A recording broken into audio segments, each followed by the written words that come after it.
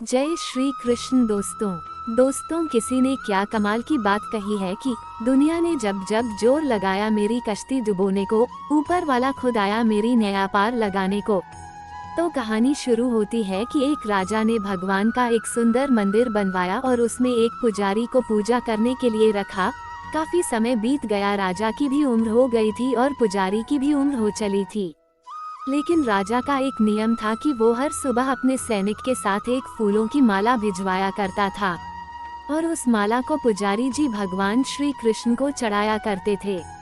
उसके बाद जब राजा भगवान के दर्शन करने आया करते थे तब पंडित जी उस माला को भगवान के गले से निकालकर राजा के गले में डाल दिया करते थे।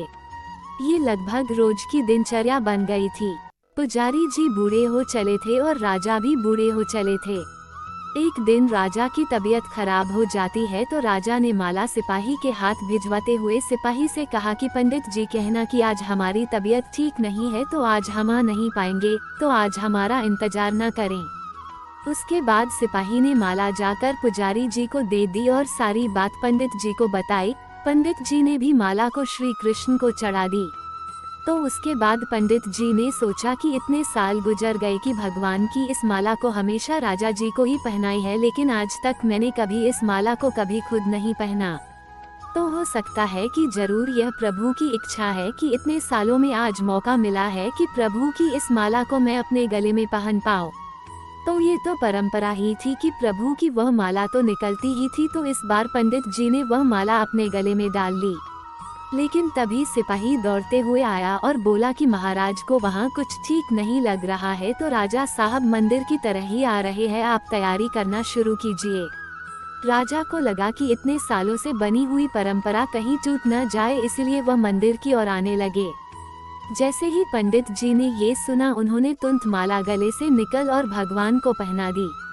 घबराहट में पंडित जी समझ नहीं पाए कि उन्होंने क्या गलती कर दी है। पंडित जी को लगा कि अगर राजा को पता चला तो वो उसे दंड दे देंगे। अब राजा आए तो रोज की तरह पंडित जी ने माला भगवान के गले से उतारी और राजा को पहना दी। लेकिन राजा की नजर माला पर पड़ी, उसमें एक सफेद बाल था। राजा को बात समझ आ गई कि ये सफेद बाल पुजारी का है। राजा ने पुजारी से पूछा कि क्या इस माला को आपने पहना था? ये सफेद बाल कहाँ से आया? तो पंडित जी डर गए और डर के मारे बोल दिया कि यह सफेद बाल तो श्री कृष्ण का है, भगवान का है। राजा को गुस्सा आ गया कि एक तो पंडित छल कर रहे हैं और ऊपर से झूठ बोल रहे हैं। राजा ने थोड़ा गुस्से में आकर पूछा कि कृष्ण जी के कब से सफेद बाल हो गए? ठीक है, कोई नहीं, मैं कल श्रृंगार के समय आऊंगा, तब देखूंगा कि श्री कृष्ण के बाल सफेद हैं या नहीं। और याद रखना पंडित, अगर बाल काले निकले, सफेद नहीं निकले, तो कल के कल आपको इस छल के लिए मृत्यु दंड दिया जाएगा। और राजा गुस्से में तमतमाते हुए वहां से चले गए। और इधर पंडित जी को अपनी मृत्यु नजर आने लगी थी।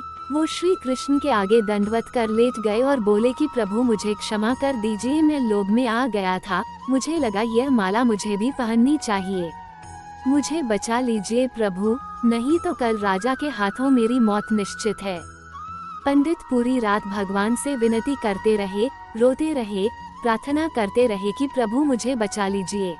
अगली सुबह राजा श्रृंगार के समय पहुंचा और पहुंचने के बाद राजा ने पंडित से कहा कि पंडित जी मुकुट उतारिए, मुझे बिहारी जी के केश देखने हैं।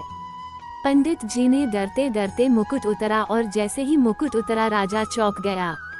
श्री कृष्ण की मूर्ति के बाल सफेद थे, लेकिन राजा को लगा कहीं ऐसा तो नहीं कि पुजारी फिर कोई छल कर रहा है, कहीं इसने अपने जान बचाने के लिए बाल रंगवा तो नहीं दिए।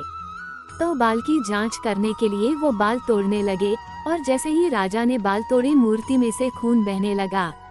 राजा ये देखकर भगवान के चरणों में गिर गए, क्षमा मांगने लगे कि क्षमा कर दो भगवान, मुझसे बहुत बड़ा पाप हो गया, मैं शक में इतना अंधा हो गया कि मैं सही गलत भी भूल गया। तभी मूर्ति में से आवाज आई कि राजा, तुमने मुझे सिर्फ मूर्ति माना, इसलिए मैं आज से तुम्हारे लिए सिर्फ मूर्ति हूँ। लेकिन इस पुजारी ने मुझ में साक्षात भगवान देखा, इसलिए उसकी जान बचाने के लिए मुझे अपने बालों को सफेद करना पड़ा, खून की धारा बहनी पड़ी ताकि तुम्हें समझा पाऊँ। और उसके बाद राजा को अपनी गलती पर पछतावा हुआ, लेकिन अब कुछ नहीं हो सकता था। इसलिए तो कहते हैं कि अगर मानो तो पत्थर में भी भगवान है, नहीं तो साक्षात आपके सामने भगवान आ भी